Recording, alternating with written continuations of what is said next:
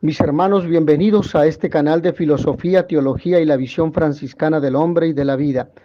Vamos a hablar sobre volver a lo esencial de la vida para deshacernos de todo lo que es superfluo. Dios, que viene en nuestra condición humana, elige la pobreza. Del mismo modo, estamos llamados a volver a lo esencial de la vida para deshacernos de todo lo que es superfluo y puede convertirse en un impedimento en el camino de la santidad. Este fue el mensaje del Papa Francisco en una de las plataformas, en una de las redes sociales, en Twitter. Y esto precisamente el Papa lo dijo el 5 de diciembre, en la primera semana de Adviento, en el cual nos recuerda que el Señor nos da una vez más la gracia de prepararnos para celebrar el misterio de su nacimiento. La importancia de la gratuidad interior, hemos de recordar siempre esto. Mientras el Papa participaba en aquella reunión del Consejo de Cardenales,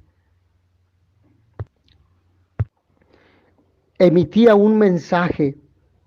En efecto, decía, solo cuando somos conscientes del bien que el Señor ha hecho por nosotros, somos también capaces de dar un nombre al mal que hemos vivido o sufrido. Ser conscientes de nuestra pobreza sin serlo también del amor de Dios nos aplastaría. En este sentido, la actitud interior a la que habríamos de dar más importancia es la gratitud. Por eso es importante convertirse.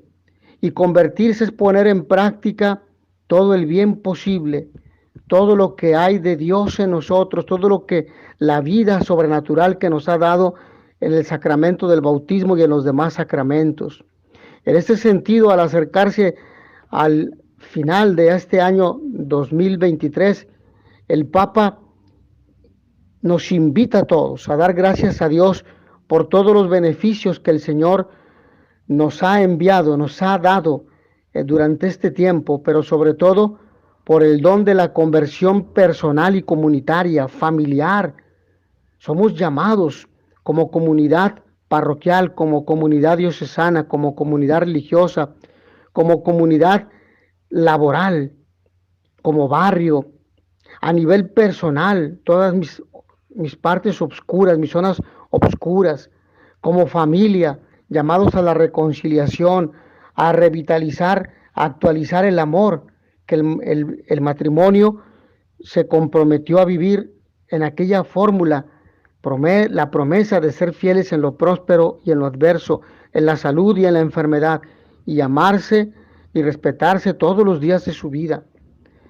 Es convertirse, y convertirse es aprender a tomar cada vez más en serio el mensaje del Evangelio e intentar ponerlo en práctica en nuestra vida diaria. No se trata sencillamente de tomar distancia del mal, sino de poner en práctica todo el bien posible. Esto es convertirse, porque de lo contrario estaríamos cayendo en una especie de abstencionismo. No hago el mal, pero tampoco hago el bien. Una especie de omisión, y eso es pecado. El pecado de omisión es no comprometerse en la vida de justicia, de verdad, de caridad para con los demás. Ante el Evangelio seguimos siendo siempre como niños que necesitan aprender. No se termina el proceso de aprendizaje, sino con la muerte. Creer que hemos aprendido todo nos hace caer en la soberbia espiritual y hemos de tener cuidado con ello. Por lo mismo, tenemos que aprender a confiar solo en el Señor. Y precisamente el Santo Padre advertía a sus colaboradores que muchas veces olvidamos que la conversión no solo nos hace caer en la cuenta del mal para hacernos elegir el bien, sino que al mismo tiempo impulsa al mal a volverse más insidioso y a enmascararse para que no podamos reconocerlo y por lo tanto no podamos cambiar. Quien no cambia, quien no se convierte, no entra al cielo. Nuestro primer gran problema es confiar demasiado en nosotros mismos, en nuestras estrategias, en nuestros programas. Es el espíritu pelagiano del que les hablo en un video donde abordo el tema de las herejías.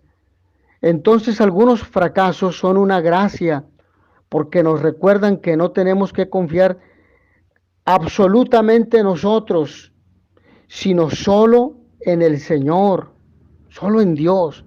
Hemos de aprender a confiar más en Dios y hemos también de aprender a vivir en la misericordia, misericordia, el corazón que se apiada de la debilidad o las miserias del otro.